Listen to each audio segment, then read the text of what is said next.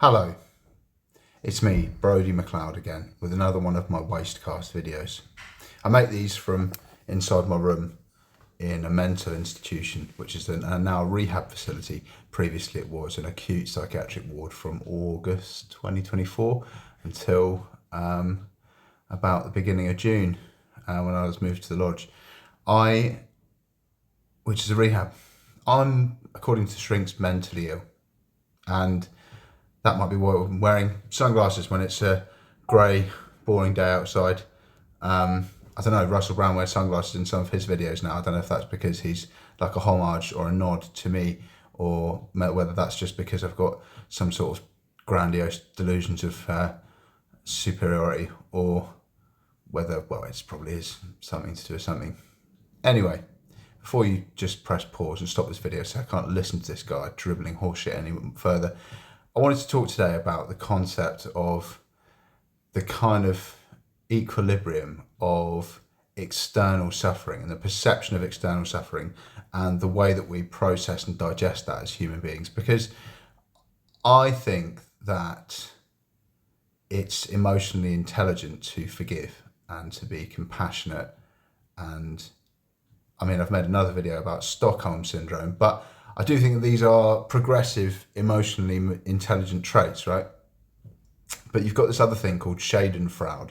Schadenfreude is a word, sounds very German because it is very German, which effectively means taking pleasure, deriving satisfaction from someone else's misfortune who you don't like. If you've got enemies and they've done things to hurt you and harm you, or in any way kind of get to you, sometimes, you know, there's the guy who killed my mum, just watched him fall down the stairs, yes, get in. That's quite fucked up, really, if you meditate on it and you think about it for long enough. Like the idea that you would look at destruction in any way. Like I saw a guy on Facebook who'd posted pictures of Israel getting struck in the middle of the night, saying, you know, now they'll think twice the next time they'll bomb and genocide a nation. And like, I totally understand where it's coming from. But I mean, like I don't see those missile strikes on Israel like that. I just see it as like, oh my God, that's horrible. There's another family who's going to have their arms blown off. And, you know, that it's just a horrible thing. It's just, be it retaliation with karmic retribution imbued into its manifestation or not. I don't think that there is, you know, there's no metric for that to ever be good. Like destruction, retaliation isn't a good thing. I've been in situations, part of the thing that really fucked me up kind of led to sort of consequential narrative and circumstances that actually led to me getting back into hospital and feeling like I didn't want to live anymore. Came from people who were taking quite some succor and delight in punishing my innocent family members for things that I had done. That really fucked me up. I couldn't comprehend it. I couldn't get my head around the fact that for years they would sort of not just be really horrible to my family members, but sort of ridicule and mock them and revel in their own humiliation, you know, like to have like a power party when something bad happened to some people that simply shared the same DNA as me, and how really fucked up that is. So today's lecture is what is Schadenfreude, and if compassion, forgiveness and understanding are progressive, emotionally intelligent traits, should or could Schadenfreude be potentially described as a form of mental illness? Please give a hypothetical scenario of Schadenfreude and for and against arguments for why it should or shouldn't be treated as neurotic or as a neurotic or psychotic trait in human psychology and sociology. So it goes on to say, Schadenfreude is the experience of pleasure, joy or self-satisfaction that comes from learning or witnessing of the troubles, failures or humiliation of another. It's a complex emotion that can range from a fleeting mild amusement to a deep malicious glee. Regarding whether Schadenfreude could be described as a form of mental illness, especially when contrasted with compassion, forgiveness and understanding, it's a nuanced discussion. Generally, Schadenfreude itself is not considered a general mental illness. It is a recognised human emotion, albeit one that most people might not openly admit to experiencing due to its somewhat negative connotations. Hypothetical scenario of Schadenfreude. Imagine Sarah, who's been in a long-standing rivalry with her colleague Mark for a promotion. They've both been vying for the same position, and the competition has been intense and at times cutthroat. One day, Mark gives a crucial presentation to the company's senior leadership, and it goes disastrously wrong.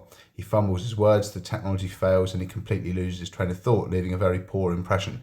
When Sarah hears about Mark's disastrous presentation, a distinct feeling of satisfaction washes over her. She might even suppress a smile and inwardly think he finally got what he deserved. This feeling of pleasure at Mark's misfortune, despite it being a setback for him, is Schadenfreude. For and against arguments. Should Schadenfreude be treated as a neurotic or psychotic trait?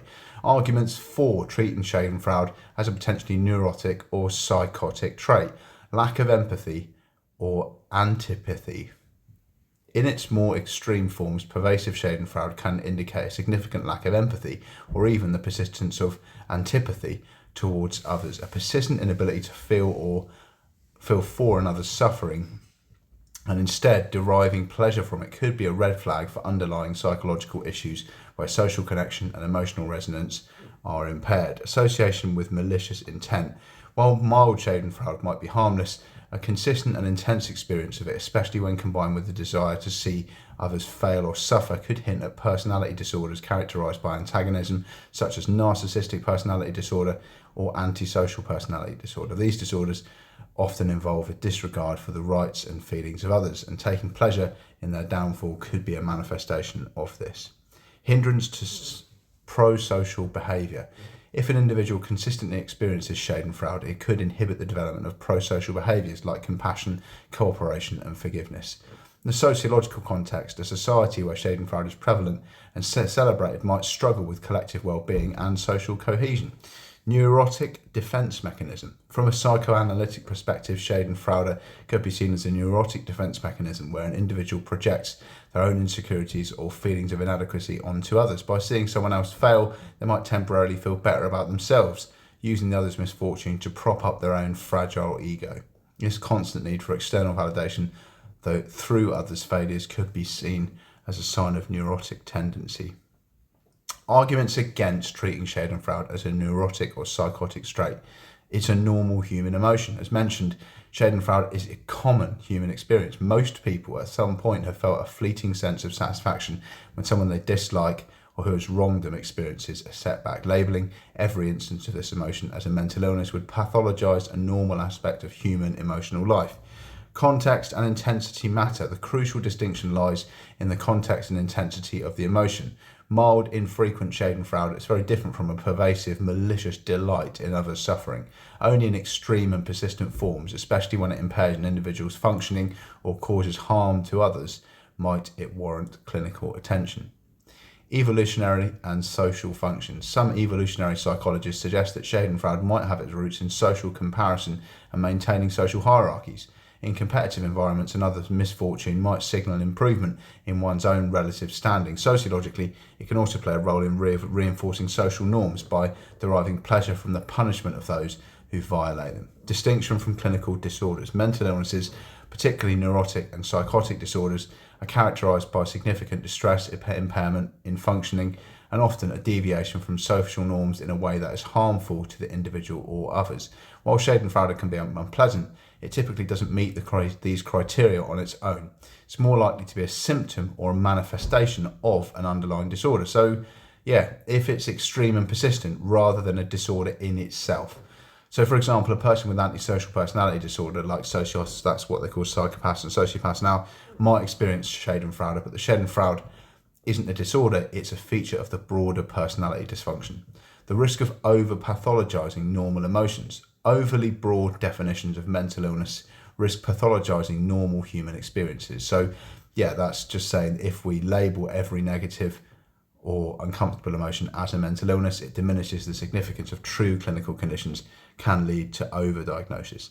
In conclusion, while Schadenfreude, particularly in its more intense and persistent forms, can indicate underlying issues related to empathy, social functioning or personality, it's not generally considered a mental illness in itself. It's a complex human emotion that exists on a spectrum, and its significance is best understood within the broader context of an individual's emotional life and social interactions. I've seen people kind of gloat and rub their hands together in glee and satisfaction when the topic of the humiliation of an innocent woman has been brought up, and they don't have any shame or sense of self-deprecating responsibility. They just feel satisfaction. It just makes them happy that somebody who has done nothing to them is suffering immeasurably and has suffered. And that happened kind of like across this massive broad spectrum over a couple of years of research, or a couple of weeks of research actually. It was kind of when it all came to a head quite quickly in about 2022. I started to realise that loads of people had just been ripping the piss out of my sister, and all over the TV and in all the tabloids, in Vogue, like in the Sunday Times, in the Guardian, in the Mirror, in the Daily Express, especially shit rags like that. The journalists were just, using this kind of symbolic, mocking language, sort of as a subterfuge, sort of trying to cover up what had happened, but also trying to just put her into humiliating situations. And it just made me feel like, it made me ill, made me sick, it made me get fucked in the head, basically. And I don't really know, I don't feel a sense of happiness at other people's misfortune, whatever they've done to me. Like, I don't want to sit and kind of eat my tea with the people who murdered my parents. Do you know what I mean? I don't want to sit and sniff lines and drink red wine with them and sit around the table laughing loud, talking about some good movie we've just seen, at all. But I don't want anything bad to happen to them. Do you know what I mean? I don't particularly want to be punished or feel that they should feel sadness or pain or depravity or be deprived of something because of something that they've deprived me of or caused me harm. It doesn't give me a sense of release. And I don't know if that's because I've got Stockholm syndrome. Check out my other videos for more on that. Or, because I'm more emotionally mature than the other people that want to kind of like when we're kids in the playground and another kid hits you, we're taught when we're really young, don't go and hit the other kid back. Go and tell the teacher and resolve things using diplomacy and negotiation, like hopefully they will with this godforsaken Israel, America, Iran debacle. Fucking praying. I don't pray very often, but I pray that we find peace through that negotiation in Brussels today. And massive condolences to everyone who's lost someone anywhere really, but certainly in any of those wars. On that point, there seems to be a bit of there's been quite a few echoes in, chatter, as they call it, at the GCHQ on Twitter and on Insta and on Facebook. I spend a lot of time on social media, sat in my room here with fuck all else to do. There's been this kind of people sort of relishing in Israel getting attacked. This is what happens when you fucking strike a country that actually has a military and kind of, are viewing the destruction of potentially innocent people as something which is therefore justified or therefore making them feel better or good. And to me, that makes you a fucking nut job. If you want someone else to suffer to elevate your own sense of self-esteem, or your own neural reward pathways have been rewired to see suffering or destruction as some kind of bonus, some kind of boon, some sort of bounty that you can relish in and dig your teeth into like a big, soft, ripe piece of fruit freshly picked from the tree of pain. I just don't see how people look at those things and those situations and don't go, oh my God, what am I doing? What are we doing? Why? How can we be How can we be, you know, making innocent people suffer and feeling good about it and feeling proud about what we've done? It's my birthday on Saturday. Not going to be having a party, so yeah. So happy birthday to me for Saturday. I'm not really feeling too optimistic about that, but I'll keep you all updated on what goes on with that. Birthdays are fucked up, aren't they? Sometimes it's like, you know, I think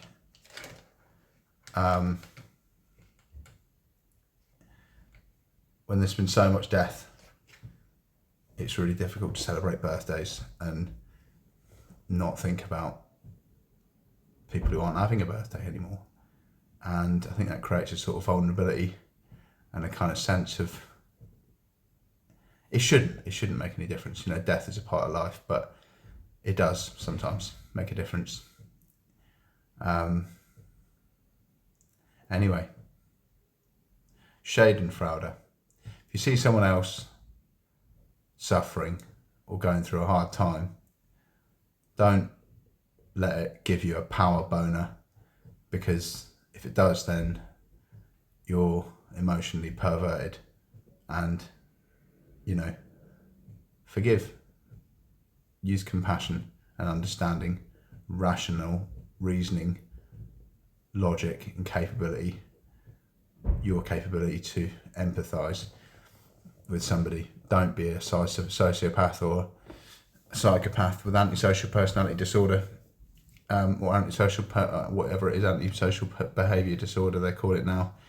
Instead of, they don't use the term psychopath or sociopath or insane actually anymore, because they're deemed to be too stigmatic and too normalised.